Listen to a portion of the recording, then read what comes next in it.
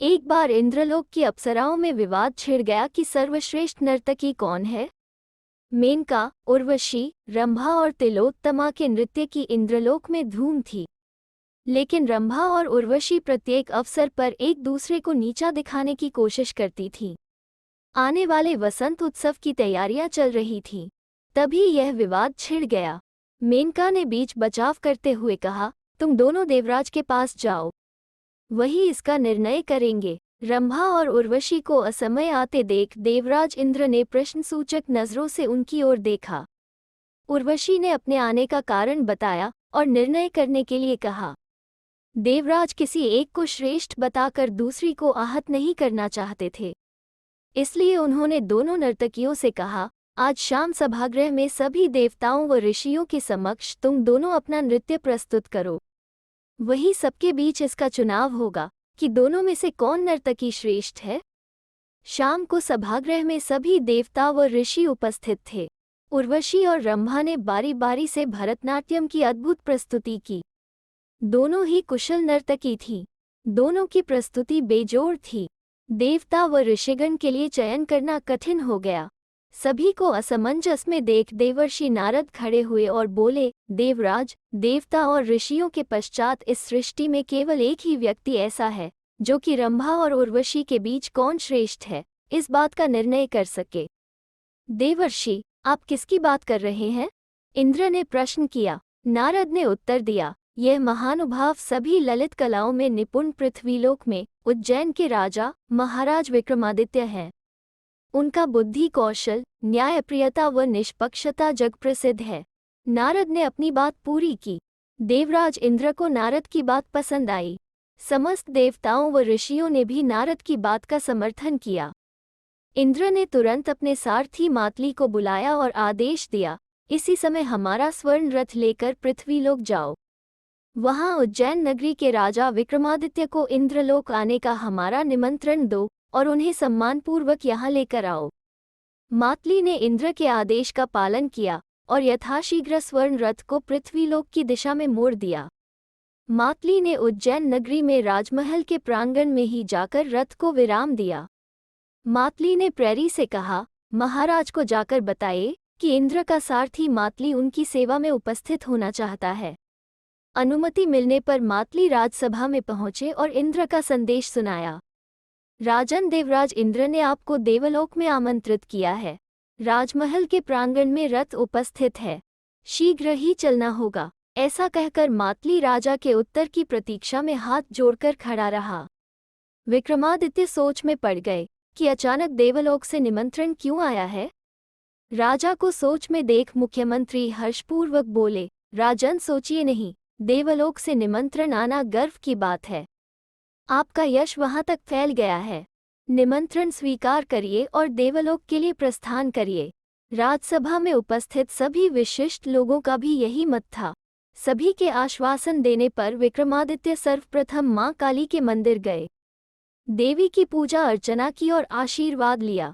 तत्पश्चात यथोचित अस्त्र शस्त्र, वस्त्र व आभूषणों को धारण किया। मातली प्रतीक्षा कर रहे थे। राजा मंदिर से निकलकर सीधे रथ पर सवार हो गए। राजा के रथ में बैठते ही मातली में द्वंद्व उठ खड़ा हुआ।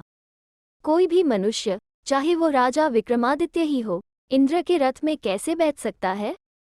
यह बात उसे सहन नहीं हो रही थी। उसने राजा को नीचा दिखाने के लिए रथ को एकाएक पूर्ण वेग से दौड़ा दिया। राजा विक्रमादित्य कोई साधारण मनुष्य नहीं थे। रथ की अनियंत्रित गति से वो मातली के मन का भाव समझ गए। राजा ने अपने पांव पहले हौले से उठाए और फिर कसकर रथ पर जमा दिए। अब रथ को आगे बढ़ा पाना मातली के लिए असंभव था। उसने लज्जित निगाहों से राजा की ओर देखा। विक्रमादित्य मुस्कराए और उन्होंने अपने पांव ढीले छोड़ दिए। रथ अपनी गति से आगे बढ़ चला। रथ के इंद्रलोक पहुंचने पर इंद्र ने विक्रमादित्य पर पुष्पवर्षा की। रथ नीचे उतरने पर सुगंधित जल से राजा के चरण धुलवाए, फिर अपने पास वाला आसन बैठने के लिए दिया। स्वागत सत्कार के बाद इंद्र ने राजा को यहाँ बुलाने का अपना अभिप्राय बताया।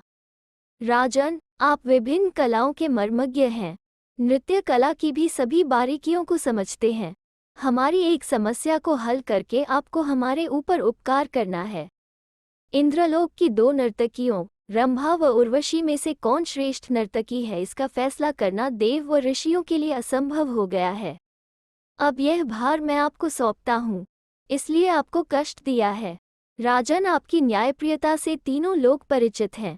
देवराज इंद्र की बातों से अभिभूत हो राजा विक्रमादित्य बोले, देवराज, आपके लिए कुछ भी असंभव नहीं है। यह सम्मान देकर आपने मेरा गौरव बढ़ाया, इसके लिए आपका धन्यवाद। इस वार्तालाप के बाद राजा अपने कक्ष में चले गए। वे जानते थे कि यह निर्णय करना आसान नहीं था। नृत्य कला में रंभा और उर्वशी दोनों पारंगत थीं। आज से तीसरे दिन प्रतियोगिता होनी निश्चित हुई थी। सब तरफ यही चर्चा हो रही थी कि देखे कौन जीतता है। रंभा और उर्वशी पूरा दिन नृत्य का अभ्यास कर रही थीं। विक्रमादित्य प्रातःकाल से चिंतित थे। आज शाम मुकाबला था, उन्हें अपनी प्रतिष्ठा के अनुकूल ही निर्णय देना था। इसी उधेड़बुन में टहलते हुए वे इंद्र की पुष्पवाटिका में जा पहुँचे। वहाँ का एकांत उन्हें अच्छा लगा। वाटिका में भांति भांति के फूल खिले थे। फूलों को देखकर राजा को एक युक्ति सूझी। उस समय वहाँ और कोई नहीं था।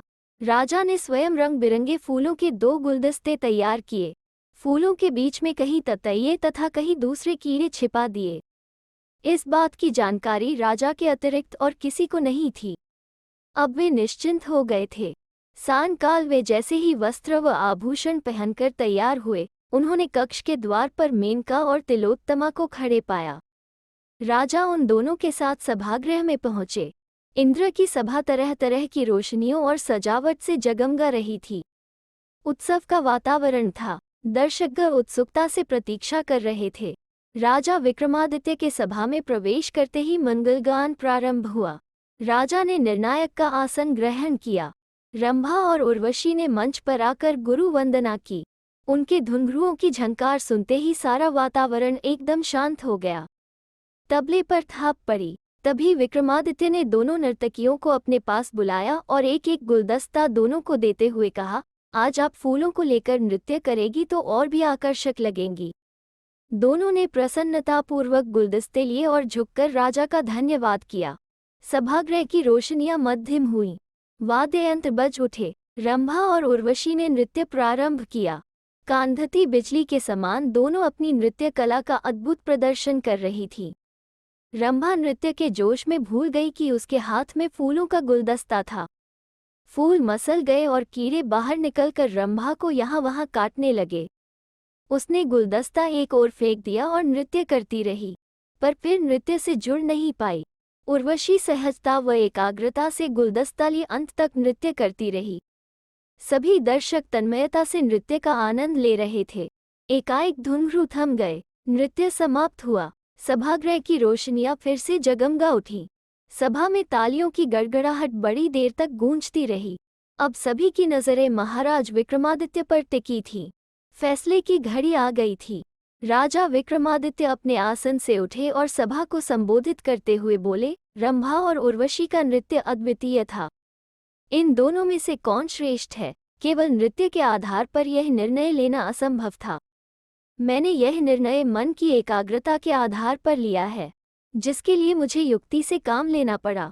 आप सबने देखा कि नृत्य प्रारंभ होने से पहले मैंने दोनों नर्तकियों को फूलों का एक एक गुलदस्ता दिया था। फूलों के बीच कीड़े छिपे थे। नृत्य के दौरान रंभा के गुलदस्ते के फूल मसल गए और कीड़ों ने उसे काट लिया।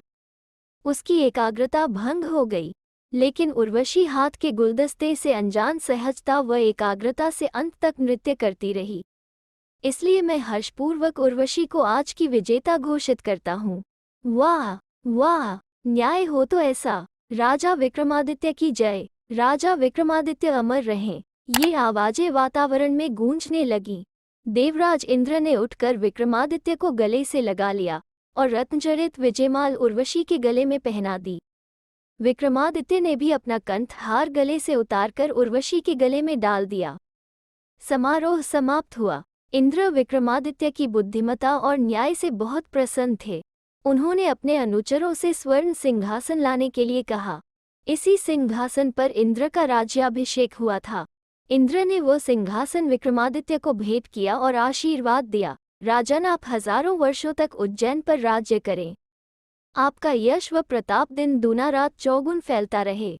इसलिए आज भी उचित न्याय के लिए विक्रमादित्य के न्याय की उपमा दी जाती है। तो दोस्तों, कैसी लगी आज की लोक कथा?